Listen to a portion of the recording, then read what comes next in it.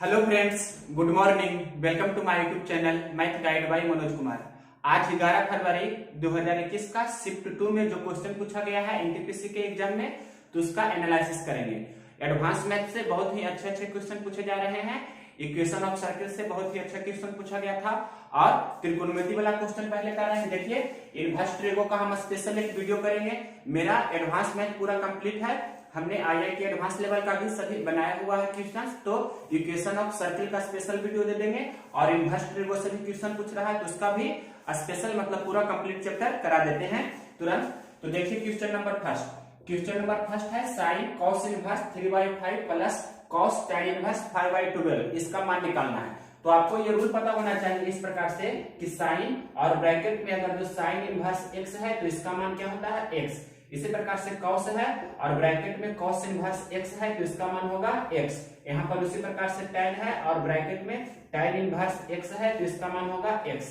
और इस दूसरा वेराइटी का इस प्रकार से होता है, ये पहला वेराइटी का हुआ। दूसरा वेराइटी का होता है बाहर में है साइन इनवर्स और अंदर में है साइन इनवर्स मतलब साइन x इस प्रकार से, यानी कि बाहर में है साइन इनवर्स और कोष्ठ के अंदर में है साइन x, तो इसका मान भी x होगा। उसी प्रकार से अगर जो बाहर में कॉस इनवर्स है और ब्रैकेट के अंदर में कॉस x है तब भी इसका मान x होगा। उसी प्रकार से tan के लिए भी होगा। मतलब ये वाला जो फॉर्मेट होता है आपको ध्यान रखना है। अब यहाँ पर से देखिए, साइन है बाहर में, अंदर में कॉस इनवर्स है, तो कॉस इनवर्स को हम साइन इनवर्स में बदल सकते हैं। तो यहाँ पर देखिए बाहर में साइन है, हम इसे कॉस इनवर्स को साइन इनवर्स में चेंज कर रहे हैं। तो देखिए कॉस मींस आधार बटे कर्ण, तो साइन मतलब होता है लंब बटे कर्ण। तो 3 है आधार, 5 है कर्ण, तो लंब कितना होगा 4। तो साइन मींस होता है लंब बटे कर्ण मतलब परपेंडिकुलर बाय हाइपोटेन्यूस, मतलब 4/5 हो जाएगा। उसी प्रकार से प्लस कॉस, यहाँ tan इनवर्स है तो tan इनवर्स को हमें किस में बदलना है, कॉस इनवर्स में, क्योंकि कोष्ठ के बाहर कॉस है तो tan इनवर्स को हम किस में बदलेंगे, कॉस है तो कॉस इनवर्स में बदलेंगे, तभी इसका मान यहाँ पर होगा जो होगा। तो यहाँ पर tan इनवर्स को हम बदल रहे हैं कॉस इनवर्स में, तो कॉस इनवर्स में बदलेंगे तो कितना होगा। तो कॉस मतलब क्या होता है, बेस बाई हाइपोटेन्यूस यानी कि आधार बटे कर्ण। तो 5 हो गया लंब और ये हो गया आपका आधार। तो कर्ण कितना होता है इसका 13 होगा, 5 12 तो 13 होता है, तो अब मतलब 12 बटा कितना हो जाएगा 13। ये आप जानते होंगे, सिंपल क्वेश्चन है। अब साइन और साइन इनवर्स, तो इसका मान x होगा, देख सकते हैं। मतलब इसका मान कितना हो जाएगा, इतना का मान 4/5 प्लस उसी प्रकार से इसका मान टोटल कितना हो जाएगा, कॉस इनवर्स 12/13 है तो इसका मान 12/13 हो जाएगा। यहाँ पर रूल हमने लिख दिया है। अब इसे सिंपल मतलब जो आप सिंप्लीफिकेशन पढ़ते हैं डेसिमल मतलब फ्रैक्शन का, उससे बनाइए। तो 5 13 का लघुत्तम 5 गुना 13 नीचे लिख सकते हैं और 13 गुना 4 मतलब 52 प्लस 5 गुना 12 तो 60 और 52 को जोड़िए तो 60 और 50 110 होता है, 110 और 2 112/65। यही आपके प्रश्न का आंसर हो जाएगा। बहुत ही अच्छी क्वेश्चन थी। अब देखिए question number second, tan theta बराबर b/a, तो इसका मान पूछ रहा है। तो tan थीटा को हम लिख सकते हैं sin थीटा बटे cos थीटा। tan थीटा को लिखा हमने sin थीटा बटे cos थीटा। तो sin थीटा की जगह पर b रखेंगे और cos थीटा की जगह पर a रखेंगे। तो यहाँ पर क्या हो जाएगा, cos थीटा की जगह पर हमें a रखना है, तो a Guna a minus plus है तो प्लस b गुना sin थीटा की जगह पर क्या रखेंगे b बटे नीचे फिर उसी प्रकार से हो जाएगा a Guna a minus b Guna b। तो आपका आंसर क्या हो गया, a² प्लस b² बटे a² माइनस b²। ये बहुत ही इजी क्वेश्चन था। अब देखिए question number third. Question number देखिए थर्ड, ये हमने लिया है जो पूछा गया है सर्किल से क्वेश्चन। किसी वृत्त की त्रिज्या 6 सेंटीमीटर है तो उसमें इक्वेशन ऑफ सर्किल मतलब सर्किल का समीकरण दिया है, ये समीकरण दिया गया है। तो इसमें आपको सी का मान पूछ रहा है। तो सबसे पहले आपको पता होना चाहिए कि रेडियस बराबर क्या होता है, रेडियस बराबर होता है √g का स्क्वायर प्लस f का स्क्वायर माइनस क्या होता है c। ये आपको पता होना चाहिए। ये होता है सर्किल का रेडियस। जब आपका फॉर्मेट होता है x² plus y² plus 2gx plus 2fy plus c बराबर 0, तो इस स्थिति में सर्किल का सेंटर जिसको हम बोलते हैं -g, -f होता है। और इसे हम इस प्रकार से भी बोल सकते हैं सेंटर को शॉर्टकट वे में कि -12 coefficient of x, -12 coefficient of x comma -f की जगह बोल सकते हैं -12 कोफिशिएंट ऑफ y।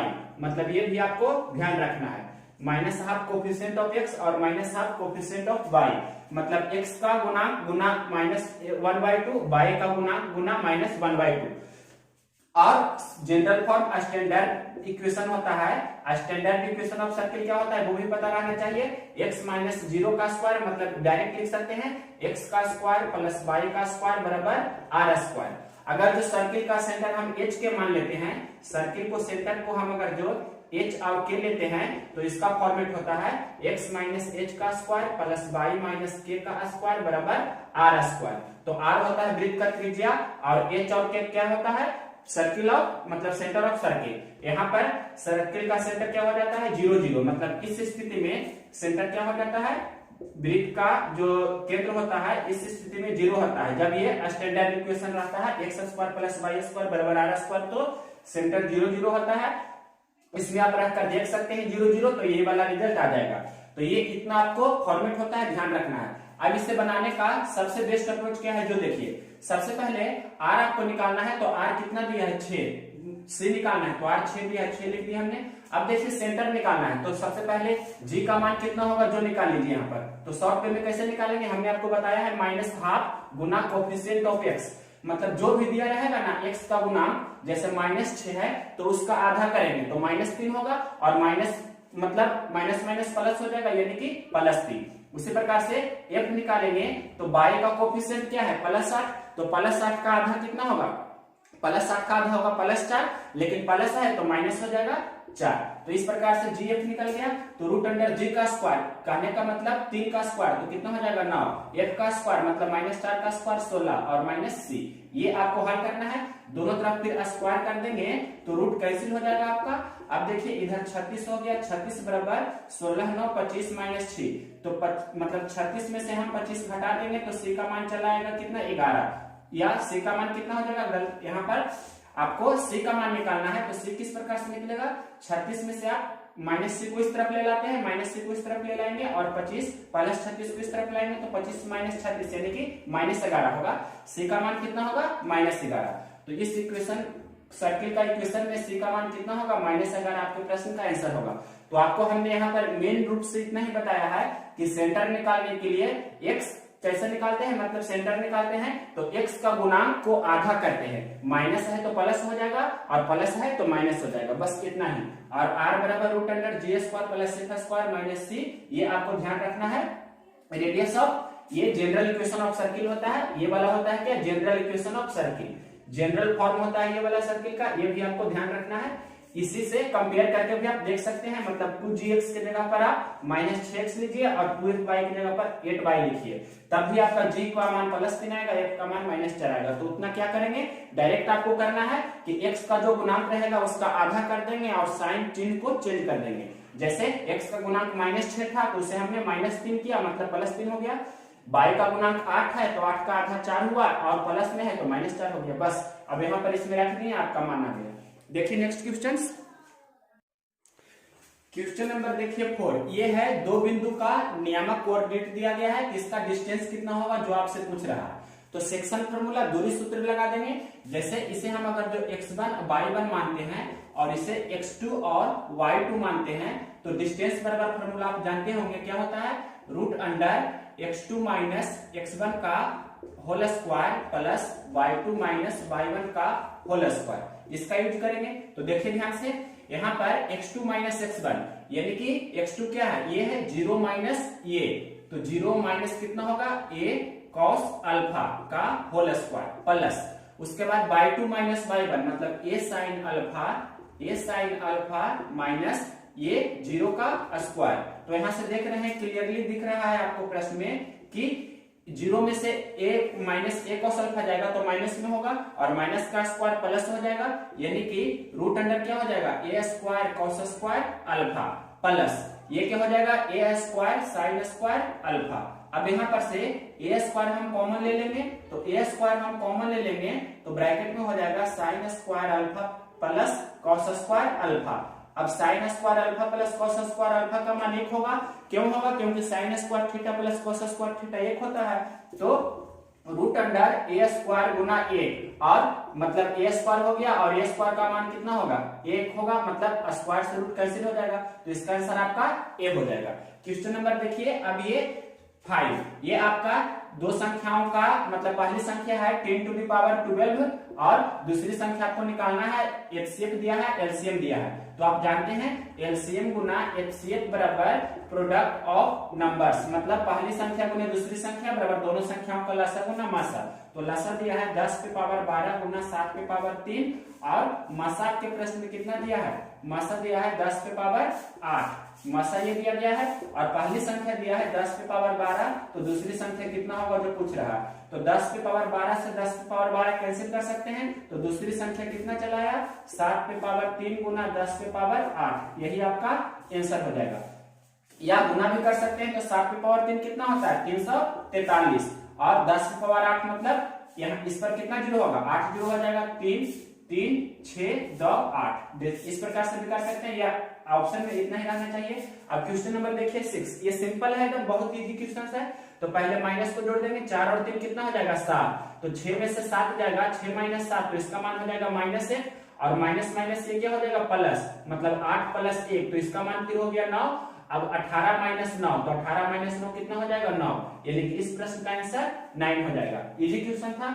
अब देखिए ये क्वेश्चन है कि find the area of triangle form by the line, मतलब इस इक्वेशन ऑफ लाइन से, मतलब इस समीकरण जो दिया गया है रेखा का, इससे जो आपका बनेगा, मतलब ये रेखा का समीकरण है, इसका ये इक्वेशन दिया गया है, मतलब इस लाइन का इक्वेशन है, तो जो इस ट्रायंगल बन रहा है इसका एरिया पूछ रहा है। तो आपको पता होगा जनरल फॉर्म में कि एरिया क्या होता है सी स्क्वायर बटा 2ab मॉड में ये होता है। तो सी का मान कितना है, सी का मान -7 उस तरफ जाएगा तो +7, ये 7 का स्क्वायर माइनस में रहे या प्लस में रहे बात सेम है, यानी कि 7 का स्क्वायर हो जाएगा बटा 2ab, मतलब 2 गुना a का मान कितना है 2 और b का मान कितना है -4, इसका मॉड में रखेंगे तो 7 7 49 बटा नीचे कितना हो जाएगा 2 दूनी 4 चौके 16, यानी कि 49 बटा 16 वर्ग यूनिट, जो भी होगा वर्ग इकाई मतलब स्क्वायर यूनिट आपके प्रश्न का आंसर हो जाएगा। जो भी ऑप्शन होगा 49 बटा 16 वही आपका आंसर होगा। क्या होता है फॉर्मूला, सी स्क्वायर बटा 2ab मॉड में कोई भी लाइन का इक्वेशन होता है तो उसका एरिया निकालने के लिए ये वाला फॉर्मूला यूज करेंगे, सी स्क्वायर बटा मॉड में 2ab। तो इसका हमने बेसिक भी बताया है, पिछला जो क्वेश्चन पूछा था उसमें। क्वेश्चन नंबर देखते हैं 8। क्वेश्चन नंबर देखिए 8, मूलधन दिया है 7500 रुपया, दर दिया है 4%, समय दिया है 2 वर्ष, तो चक्रवृद्धि ब्याज पूछ रहा है। तो सीआई निकालते हैं, देखिए डायरेक्ट कैसे निकालेंगे। मूलधन दिया है 7500 और रेशियो में कितना मानते हैं, मूलधन को 100 मानते हैं, तो 4% की दर से 2 वर्ष का सीआई कितना होगा 4 चौके 16 और 4 दूनी 8, मतलब 8 दशमलव कितना होगा 16 इतना परसेंट। तो यहाँ पर भी परसेंट लिख सकते हैं, यहाँ भी परसेंट लिख सकते हैं, या परसेंट नहीं भी लिख सकते क्योंकि कैंसिल हो जाएगा। अब इसे हल कर दीजिए, यही आपका आंसर हो जाएगा। मतलब ये आपको पहले ध्यान रखना है कि ये हो गया आपका 4% की दर से 2 वर्ष का सीआई कितना हो जाता है 8.16। कैसे हम निकालते हैं पता होगा, 4 गुना 4 बटा 100, इसका यूज करते हैं, मतलब x plus Y plus X गुना वाई बटा 100। 2 वर्ष के लिए सीआई के लिए यही फॉर्मूला होता है। अब देखिए नेक्स्ट, इसके आगे हल कर रहे हैं तो 2 जीरो से 2 जीरो हमने कैंसिल कर दिया, डेसिमल हटाएंगे तो नीचे 2 जीरो हो जाएगा, 25 3 75, 25 चौके 100 और ये 4 से कैंसिल करेंगे तो 4 दूनी 8 और ये 4 चौके 16। अब 204 गुना 3 करेंगे तो कितना हो जाएगा 4 3 12, मतलब 2 3 6, तो 612 आपका हो जाएगा सीआई, मतलब चक्रवृद्धि ब्याज। क्वेश्चन नंबर देखिए 9, ये भी क्वेश्चन रिपीट क्वेश्चन है। तो X square plus Y square पूछ रहा है, तो X square plus Y square plus 2xy अपने मन से लिखे हैं और माइनस 2xy भी अपने मन से लिखे, मतलब ये कट जाएगा तो पहले जैसा है। इतना का फॉर्मूला होता है क्या, x प्लस वाई का होल स्क्वायर और माइनस ये एक्स्ट्रा लिखे हैं 2xy। तो देखिए यहाँ पर से आपको दिखना चाहिए कि x प्लस वाई क्या होगा, तो x प्लस वाई इस स्थिति में कैसे निकालते हैं, दोनों को जोड़ेंगे तो एलसीएम क्या हो जाएगा √3 + 1 × √3 - 1, a plus B into A minus B, तो A square minus B square, √3 का स्क्वायर 3 हो जाएगा माइनस 1 का स्क्वायर 1, और ऊपर में क्या हो जाएगा क्रॉस मल्टीप्लिकेशन करेंगे तो √3 - 1 का होल स्क्वायर प्लस √3 + 1 का होल स्क्वायर, तो 2 × a square plus b square root करेंगे, √3 का स्क्वायर 3 प्लस 1 का स्क्वायर 1, तो यहाँ पर से 3 माइनस 1 नीचे में कितना हो गया 2, 2 से 2 कैंसिल हो जाएगा, तो x प्लस वाई का मान कितना आ गया 4। अब देखिए x गुना वाई कितना होगा, तो x गुना वाई तिरछे तिरछे कट जाएगा, मतलब x गुना वाई 1 होगा, तो x प्लस वाई का मान 4 रख देंगे, तो 4 का स्क्वायर और माइनस 2xy मतलब 2 गुना 1, तो 4 चौके 16 में से 2 जाएगा, तो 14 इस प्रश्न का आपका आंसर हो जाएगा।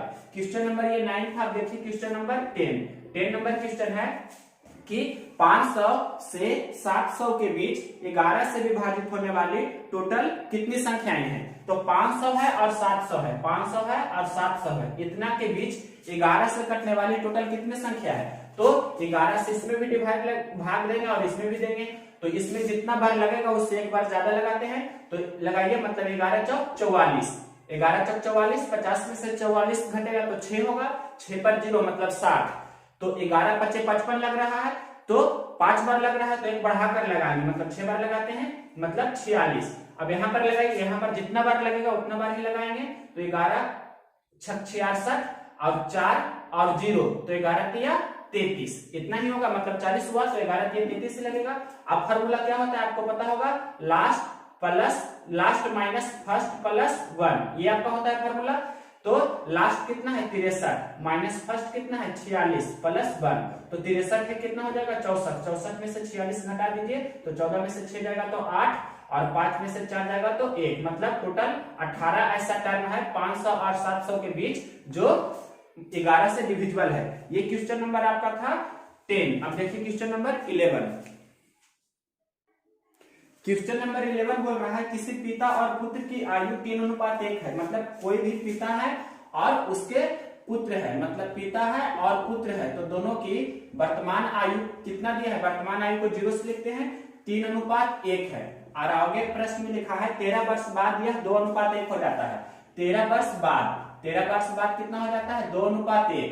तो जब अलग अलग समय का अनुपात दिया जाता है तो अंतर को समान करते हैं, तो यहाँ 3 और 1 का अंतर 2 है, 2 और 1 का अंतर 1 है, तो इसमें हम 2 से गुना कर देंगे तो अंतर समान हो जाएगा, तो इसमें भी 2 से गुना कीजिए, इसमें भी 2 से गुना कीजिए, मतलब 4 और ये 2 हो गया। तो देखिए 3 से 4 हो रहा है, मतलब रेशियो में 1 यूनिट बढ़ रहा है, यहाँ भी देख सकते हैं 1 से 2 हो रहा है, तो यहाँ भी रेशियो में 1 यूनिट बढ़ रहा है। और वर्तमान से 13 वर्ष बाद तो कितना बढ़ रहा है 13 वर्ष बढ़ रहा है, यानी कि 1 यूनिट का वैल्यू कितना है, 1 यूनिट का वैल्यू है 13 वर्ष, 1 यूनिट का वैल्यू है 13 वर्ष। तो प्रश्न में पूछ रहा है किसका, कि पुत्र की वर्तमान आयु, तो पुत्र की वर्तमान आयु तो 1 ही यूनिट है ना, तो 13 वर्ष आपके प्रश्न का आंसर हो जाएगा। क्वेश्चन नंबर देखिए 12 नंबर क्वेश्चन क्या बोल रहा है कि एक थैले में हरे एवं नीले गेंद 4:5 में है, मतलब कोई थैला है जिसमें हरा गेंद है और नीला गेंद है, तो दोनों की संख्या का अनुपात में दिया है कि 4 हरा गेंद है कम से कम, तो 5 नीला गेंद है, और यदि उस थैला में कुल 81 गेंद है तो नीला गेंद की संख्या बताइए। तो यहाँ कितना हो जाएगा 4 हरा गेंद और 5 नीला गेंद, तो कुल कितना हो जाएगा 4 5, रेशियो में कुल 9 गेंद हो रहा है, और प्रश्न में दिया है कि टोटल कितना है 81, तो 9 रेशियो का वैल्यू 81 दिया है, तो 1 रेशियो का वैल्यू 9 हुआ, मतलब 9 में 9 से गुना करने पर 81 हो रहा है। तो नीला गेंद की संख्या पूछ रहा है, तो 5 में भी आप 9 से गुना कर देंगे, तो 9 बचे 45 आपका नीला गेंद हो जाएगा। अगर जो आप यही तो आपका आंसर हो गया, लेकिन पूछता कि हरा गेंद, तो इसमें भी 4 9 से गुना करते तो 9 चौके 36 होता हरा गेंद, तो नीला गेंद पूछा है तो 45 आंसर हुआ। क्वेश्चन नंबर 12 के बाद देखिए 13 नंबर क्वेश्चन है, टाइम एंड वर्क का क्वेश्चन करा रहे हैं। 2 क्वेश्चन पूछा गया है, अच्छा क्वेश्चन है। ए किसी काम को 12 दिन में करता है, बी उसी काम को 16 दिन में करता है, ए बी सी मिलकर उसी काम को 4 दिन में करता है, तो सी अकेला उस काम को कितना दिन में करेगा। मतलब देखिए ए है जो किसी काम को कितना दिनों में कर रहा है, ए 12 दिन में करता है, और बी है जो उसी काम को 16 दिन में कर रहा है, और ए बी सी मतलब तीनों मिलकर उस काम को कितना दिन में करता है, तो 4 दिन में करता है। फिर से देखिए यहाँ से ए किसी काम को, ए है जो किसी काम को 12 दिन में, बी 16 दिन में, और ए बी सी मिलकर 4 दिन में करता है, तो टोटल काम कितना करना है, तो 12 16 4 का एलसीएम होगा वही ना, तो 12 16 4 का एलसीएम होगा 48, मतलब टोटल 48 यूनिट हमें काम करना है। तो क्षमता निकाल लेंगे, ए कितना के क्षमता से काम कर रहा है, तो 12 चौक 48, 4 के क्षमता से, बी 16 48 और ये 12 की क्षमता से। अब देखना है कि सी की क्षमता कितना है, तो ए की क्षमता 4 है, बी की क्षमता 3 है और ए बी सी की क्षमता कितना है 12। तो सी की क्षमता हम निकाल सकते हैं, कितना होगा सी की क्षमता, तो सी की क्षमता इस प्रकार से निकालेंगे, ए बी सी तीनों की क्षमता है 12, जिसमें से ए और बी की क्षमता है 4 और 3, तो 12 में से हम घटा देंगे 4 और 3 को जोड़कर, यानी कि 12 में से हम 7 घटा देंगे तो सी की क्षमता कितना हो जाएगी 5, यानी कि 5 के क्षमता से 48 यूनिट काम करेगा, तो कितना दिन में सी पूरा काम कर देगा, तो 48/5, 48/5 का मतलब 96/10 लिख सकते हैं, यानी कि 9.6 दिन आपका आंसर होगा इस प्रश्न का। अब नेक्स्ट क्वेश्चन देखिए, क्वेश्चन नंबर 14। क्वेश्चन नंबर देखिए 14, ए किसी काम को 15 दिन में, बी उसी काम को 30 दिन में करता है और दोनों अल्टरनेटिव काम करता है, मतलब पहले ए पहला दिन ए करता है, दूसरा दिन बी करता है, फिर तीसरा दिन ए, चौथा दिन बी, इस प्रकार से। तो उस काम को करने में कितना समय लगेगा, इजी क्वेश्चन है। ए किसी काम को कितना दिनों में कर रहा है 15 दिनों में, और बी उसी काम को कितना दिन में करता है 30 दिन में, और दोनों अल्टरनेटिव काम करता है। तो टोटल काम कितना हो गया 15 और 30 का एलसीएम 30 यूनिट हमें काम करना है, तो 15 दूनी 30, ये 2 के क्षमता से काम करेगा और 30 से कम 30, बी है जो 1 के क्षमता से काम करेगा, मतलब एक दिन में ए 2 यूनिट काम करेगा और बी एक दिन में 1 यूनिट काम करेगा। तो दोनों मिलकर मतलब 1 और 1 2 दिन में दोनों मिलकर 2 और 1 मतलब 2 और 1 मतलब कितना हो गया 3 यूनिट काम किया, 3 यूनिट काम किया। ये टोटल 30 यूनिट हमें काम करवाना है, तो 2 दिन में कितना काम हो जाता है, 2 दिन में 3 यूनिट काम हो जाता है। तो हमें 30 यूनिट काम कराना है, तो 3 में 10 से गुना कर देंगे तो 30 यूनिट काम हो गया, तो इधर 10 से गुना किए हैं तो इधर भी 10 से गुना करेंगे, यानी कि 20 दिन आपके प्रश्न का आंसर हो जाएगा। अब क्वेश्चन नंबर 14 के बाद देखिए क्वेश्चन नंबर 15 नंबर क्वेश्चन बहुत ही अच्छी क्वेश्चन है। ये कह रहा है कि प्रथम 10 प्राकृतिक संख्याओं के वर्गों का योग बताइए, मतलब 1 के स्क्वायर प्लस 2 के स्क्वायर, इस प्रकार से आपको लिखा गया है प्लस 10 का स्क्वायर। तो आपको पता होगा इसका फॉर्मूला, समेशन n स्क्वायर बराबर क्या होता है, n into n plus 1 into 2n plus 1 upon 6। तो n के जगह पर कितना रखेंगे 10, मतलब 10 गुना 10 से 1 ज्यादा 11 और 10 दूनी 20, 1 21/6। अब 2 तिया 6, 7 तिया 21 और 2 पचे 10, मतलब 7 पचे 35 गुना 11 कर देंगे, वही आपके प्रश्न का आंसर हो जाएगा।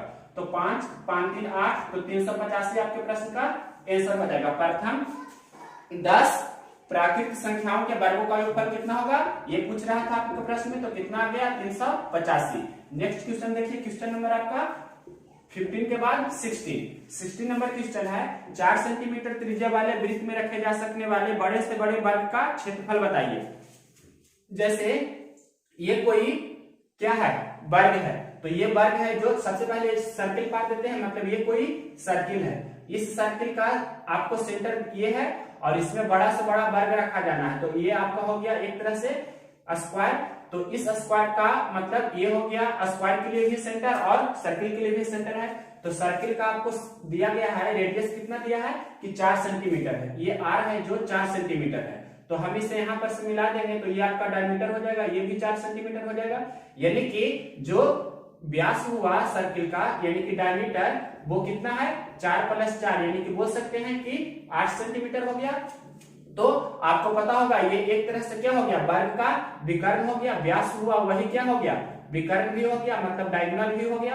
तो आप जानते हैं एरिया ऑफ स्क्वायर जब विकर्ण दिया रहता है तो क्षेत्रफल क्या होता है 1/2 गुना विधि का स्क्वायर, मतलब विकर्ण का स्क्वायर और उसका आधा। ये क्यों होता है आपको पता होना चाहिए, समचतुर्भुज का क्षेत्रफल होता है 1/2 गुना d = d2, तो यहाँ पर दोनों सेम होता है लंबाई विकर्ण का, इसलिए 1/2 गुना d गुना d, तो 1/2 गुना d का स्क्वायर, तो 1/2 गुना 8 गुना 8, तो कितना हो जाएगा यहाँ पर से 8 चौके 32 सेंटीमीटर है, तो सेंटीमीटर स्क्वायर। इसका दूसरा अप्रोच भी बता देते हैं, मेथड सेकंड इस प्रकार से कर सकते हैं कि वर्ग का विकर्ण बराबर होता है √2 गुना भुजा, तो यहाँ पर से विकर्ण कितना हो गया 8, तो 8 बराबर √2 गुना भुजा, तो भुजा कितना हो जाएगा 8/√2, 8/√2 मतलब कितना हो जाएगा 4√2, तो वर्ग का क्षेत्रफल होता है क्या भुजा स्क्वायर, मतलब 4√2 का स्क्वायर करेंगे तो 4 तो 16 दूनी 32, यहाँ पर से भी आप ला सकते हैं। तो ये आपका सेकेंड अप्रोच बताए हैं, और ये फर्स्ट अप्रोच है कि किसी भी वर्ग के विकर्ण अगर जो दिया रहे तो उसका क्षेत्रफल होता है एरिया बराबर 1/2 गुना विकर्णों का गुणनफल, मतलब डायगोनल का स्क्वायर। क्वेश्चन नंबर देखते हैं 17। आपका 18। चार लगातार सम संख्याओं का औसत 27 है, तो सबसे बड़ी संख्या बताइए। तो चार लगातार सम संख्या है, चार लगातार सम संख्या है। औसत का मतलब होता है बीच वाला हिस्सा। तो यहाँ पर आपको दिया है चार लगातार सम संख्या का औसत कितना दिया है 27, मतलब औसत है 27। तो यहाँ पर 27 है औसत, तो 27 का अगला संख्या कितना होगा 28। तो सम संख्या करना है, तो 28 यहाँ पर 29 होगा, तो इसके अगला कितना होगा सम संख्या 30। अगर इसके पहले जाए तो यहाँ पर 26 होगा, यहाँ पर कितना होगा 24। तो सबसे बड़ी संख्या पूछा है तो आपका 30 आंसर हो जाएगा। सबसे छोटी पूछेगा तो 24 हो जाएगा। अगर दोनों का अंतर पूछेगा तो कितना हो जाएगा 6 हो जाएगा। अंतर पूछेगा तो 6 हो जाएगा, छोटी संख्या पूछेगा तो 24 हो जाएगा, बड़ी संख्या पूछेगा तो 30 आंसर हो गया। क्वेश्चन नंबर देखिए 19 नंबर क्वेश्चन क्या कह रहा है, कोई ट्रेन 4/5 किलोमीटर की दूरी 45 के स्पीड से कितना देर में तय करेगी। मतलब आपको टाइम पूछ रहा है, तो टाइम बराबर जानते हैं समय बराबर दूरी बटे 4, टाइम बराबर डिस्टेंस बाई स्पीड। तो डिस्टेंस कितना दिया है आपके प्रश्न में 4/5 किलोमीटर दिया है। डिस्टेंस दिया है 4/5 किलोमीटर, तो इसे मीटर में बदल लेंगे तो 4/5 गुना 1000 हो जाएगा। मतलब ये 225, मतलब कितना हो जाएगा 2 4 दूनी कितना हो जाएगा 800। 800 क्या हो गया आपका मीटर।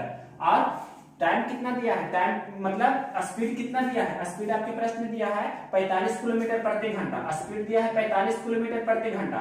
तो मीटर प्रति सेकंड में बदलने के लिए क्या करते हैं 5/18 से गुना करते हैं, तो 9 × 5 = 45 और 9 दूनी 18, मतलब 25/2 मीटर प्रति सेकंड हो गया। तो यहाँ पर लिखेंगे कितना 25/2। अब ये 25 से कैंसिल करेंगे तो 25 चौके 100, और ये 2 ऊपर जाएगा तो 4 दूनी 8, 88 कितना हो जाएगा 64, यानी कि 64 सेकेंड आपके प्रश्न का आंसर हो जाएगा। ये मीटर प्रति सेकंड था तो मीटर से मीटर कैंसिल हो जाएगा, सेकंड भी ऊपर जाएगा, मतलब 64 सेकंड आपके प्रश्न का आंसर होगा। क्वेश्चन नंबर ये था 19। अब देखिए क्वेश्चन नंबर 20 नंबर क्वेश्चन क्या कह रहा है, ये आपका इस प्रकार से दिया गया है कि 2 है 5 है फिर 8 है 11 है, तो इसका आपका 10th टर्म कितना होगा 10वां पद आपसे पूछ रहा है।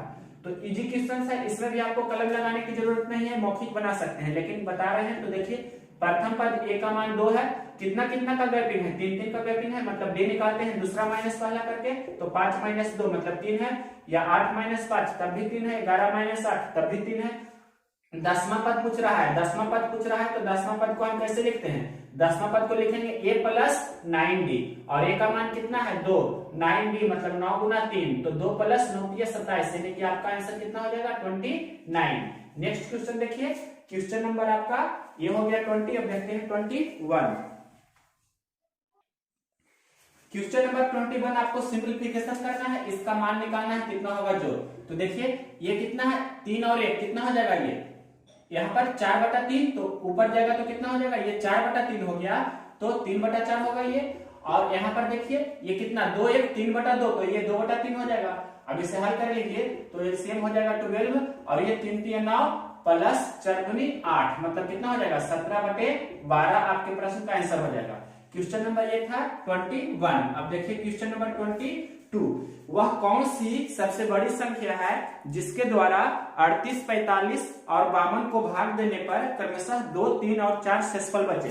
मतलब 38 है, फिर कितना है 45 है और 52 है, से भाग देते हैं, मतलब कौन सी संख्या होगा तो शेष बचना चाहिए। 38 से भाग देते हैं तो शेषफल 2 बचना चाहिए, 45 से भाग देंगे तो शेषफल कितना बचना चाहिए 3, और 52 से भाग देंगे तो शेषफल कितना बचना चाहिए 4। तो बड़ी से बड़ी संख्या कह रहा है, इसका मतलब हाईएस्ट कॉमन फैक्टर मासा निकालना है। तो सबसे पहले यहाँ पर घटा देते हैं, जो जो शेष बचता है, तो 38 में से 2 जाएगा तो 36, ये कितना हो जाएगा 42, और ये हो जाएगा आपका 48, मतलब इसका आपको निकालना है मासा। तो 36, 42, 48 का मासा क्या होगा, तो यहाँ पर देख सकते हैं 36 है, सभी 6 का मल्टीपल है, 6 × 36, 6 × 7 = 42, 6 × 8 = 48। तो हाईएस्ट कॉमन फैक्टर आपको दिख रहा होगा कि 6 है, यानी कि आपका HCF कितना हो जाएगा 6, यही आपके प्रश्न का आंसर हो जाएगा। नेक्स्ट क्वेश्चन देखिए, क्वेश्चन नंबर आपका ये 22 हो गया। 23 नंबर क्वेश्चन इजी है, इसमें भी आपको कलम लगाना नहीं चाहिए। क्वेश्चन बोल रहा है कि किसी वस्तु को 2600 रुपए में बेचने पर 30% का लाभ होता है, तो उस वस्तु का क्रयमूल बताइए।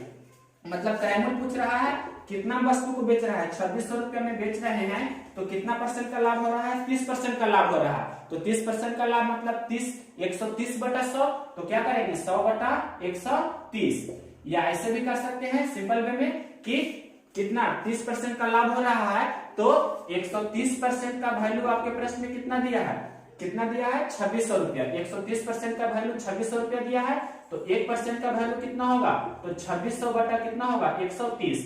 क्रैमूल का मतलब होता है 100%, तो 100% का वैल्यू कितना होगा, तो 2600 बटा 130 और गुना 100। यही चीज को शॉर्ट वे में हम इतना नहीं लिख कर ऐसे ही लिखते हैं, तो इसे हल कर सकते हैं जैसे चाहे। यहाँ हल कीजिएगा यहाँ तो देखिए 13 10 से 1 0 13 दूनी 26 मतलब 20 बार में कैंसिल हो जाएगा तो 2000 आपके प्रश्न का आंसर हो जाएगा। यहाँ से भी देख सकते हैं 1 0 से 1 0 13 दूनी 26 मतलब 20 गुना 100 तो कितना हो जाएगा 2000 आपका कॉस्ट प्राइस हो जाएगा।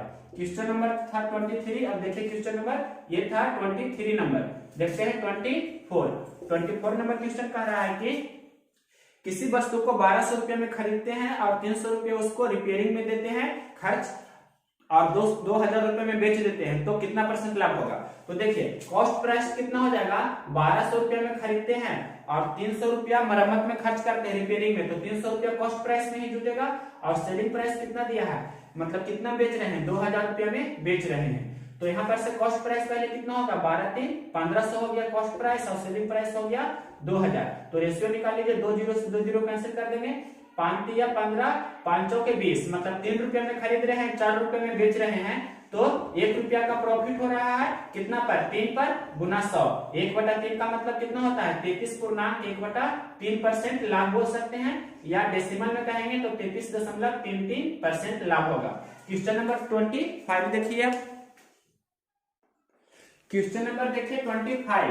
ये किसी कोण दिया गया है, मतलब इसे शंकु बोलते हैं हिंदी में। तो इसका आपको प्रश्न में क्या क्या दिया गया है, जो देखिए रेडियस दिया गया है, आर दिया गया है 5 सेंटीमीटर और हाइट दिया गया है 10 सेंटीमीटर। तो आपसे इसका वॉल्यूम पूछ रहा है, मतलब वॉल्यूम ऑफ कोण मतलब इसका आयतन। तो आयतन क्या होता है, मतलब भी पूछ रहा है, तो आयतन क्या होता है 1/3 पाई r स्क्वायर h। आयतन ये होता है। वक्र पृष्ठ पूछेगा तो वक्र पृष्ठ क्या होता है पाई r होता है। संपूर्ण पृष्ठ पूछेगा तो क्या होता है पाई r into l plus r या r प्लस l। तो आपसे ये पूछ रहा है आयतन। अब इसका मान रख दीजिए तो 1/3 गुना, हाँ यहाँ पर से r दिया h दिया है तो l का मान अगर जो निकालना चाहे तो क्या होता है √r का स्क्वायर प्लस h का स्क्वायर, ये भी आपको ध्यान रखना है। तो 1/3 पाई का मान 3.14 दे दीजिए या 22/7 भी ले सकते हैं। r स्क्वायर, r का मतलब कितना है 5 तो 5 गुना 5 यहाँ पर लिख दीजिए या 5 का स्क्वायर, h कितना है 10। अब हल कर दीजिए वही आपका आंसर हो जाएगा, जो भी कैलकुलेशन करके आएगा वो आपका आंसर होगा। क्वेश्चन नंबर देखिए 26 नंबर क्वेश्चन है, इजी क्वेश्चन है, इसमें भी आपको ज्यादा सोचना नहीं है। पहले साल का प्रीमियम कितना है, पहले साल का प्रीमियम है 1440 रुपया, दूसरे साल का प्रीमियम है कितना 1512 रुपया। तो प्रीमियम का रेट कितना है जो पूछ रहा है, तो 40 और 60 100 हो जाएगा और 12 मतलब 60 और 12 72, यानी कि 72 रुपये एक तरह से ब्याज है। 72 रुपये ब्याज है कितना पर, मतलब रेट निकाल रहे हैं 72 रुपये ब्याज है 1440 पर। रेट निकालने के लिए 100 से गुना करते हैं तो 1 0 से 1 0 कैंसिल कर देंगे, 72 दूनी 144, 2 से 2 5 10, यानी कि 5% आपका हो जाएगा rate of premium. Question number 26 के बाद देखिए हम बता रहे हैं क्वेश्चन नंबर 27 नंबर क्वेश्चन है कि मूलधन दिया है आपके प्रश्न में 6000 रुपया और आपके प्रश्न में दिया गया है टाइम रेट दिया गया है 4% और टाइम दिया गया है आपको 7 इयर्स मतलब समय है 7 वर्ष का। तो आपसे प्रश्न में पूछ रहा है कि इसका SI कितना होगा जो पूछ रहा है प्रश्न में। तो SI सिंपल वे में निकाल सकते हैं, SI आपसे पूछा जा रहा है तो SI कैसे निकालते हैं, इजी क्वेश्चन है, मतलब मूलधन का 80% कर सकते हैं या डायरेक्ट 6000 लिखा है मूलधन और 6000 गुना डायरेक्ट कर दीजिए 7 गुना 4/100, ऐसे भी कर सकते हैं, इसमें भी कोई डाउट नहीं है। साधारण ब्याज बराबर मूलधन गुना दर गुना समय बटा 100 कर सकते हैं। 2 0 से 2 0 कैंसिल करेंगे तो 7 4 28, 28 6 68 से और 1 0 ये मतलब 1680 रुपया आपका हो जाएगा साधारण ब्याज। क्वेश्चन नंबर ये था 27। अब देखिए एक क्वेश्चन और है 28 नंबर क्वेश्चन है, 1 मिनट में 35 शब्द लिखा जा सकता है तो 987 शब्द लिखने में कितना वक्त लगेगा। तो 35 यहाँ बता रहे हैं, देखिए क्वेश्चन नंबर 28 बोल रहा है कि 1 मिनट में 35 शब्द लिखा जा सकता है तो 987 शब्द कितने मिनट में लिखे जाएंगे, इस प्रकार से प्रश्न है। तो लिख सकते हैं कि 35 शब्द लिखा जाता है 1 मिनट में, 35 शब्द 1 मिनट में, तो एक शब्द 1/35 मिनट में लिखाएगा, तो 987 शब्द कितना में लिखाएगा, तो 1/35 गुना 987 इतना होगा मिनट। कहने का आपको भाग देना है कितना से, 987 से, तो 35 दूनी 70 हो जाएगा, यहाँ पर से 8 और 9 में से 7 जाएगा 2, फिर ये कितना उतरेगा 7 उतरेगा, फिर 35 से कितना बार लगाएंगे, तो 35 चौक 140, फिर 35 8 कितना हो जाएगा 280, पूरा पूरी नहीं लगेगा, तो 280 मतलब 7 शेष बच रहा, तो 28 पूर्णांक किसे लिखेंगे, 28 पूर्णांक 7/35, 28 पूर्णांक 7/35 इतना होगा आपका क्या मिनट। तो 7/35 को लिख सकते हैं 7/35 1/5 मिनट, यानी कि 28 मिनट पूरे, और 1/5 मिनट को घंटा में बदलेंगे तो कितना हो जाएगा 60 से, मतलब 1/5 मिनट है सेकेंड में बदलेंगे, 60 से गुना करेंगे तो 12 कितना हो जाएगा सेकेंड, यानी कि आपका आंसर डायरेक्ट बोल सकते हैं 28 मिनट और 12 सेकेंड। सिंपल क्वेश्चन था। आपको यहाँ पर भाग अगर जो पूरा पूरी लग जाता, मतलब जितना बार में भी लगता भाग पूरा पूरी लग जाता, तो वो आपका पूरा पूरी हो जाता मिनट, लेकिन 7 शेषफल बच रहा है, तो इसे हमने लिख दिया 28 पूर्णांक 7/35, तो 28 मिनट हो गया। और 7/35 को 1/5 बोल सकते हैं, 1/5 मिनट मतलब 60 से गुना करेंगे मिनट में, तो सेकंड बदला जाएगा, यानी कि 12 सेकंड हो गया, तो 28 मिनट 12 सेकंड आपका आंसर होगा।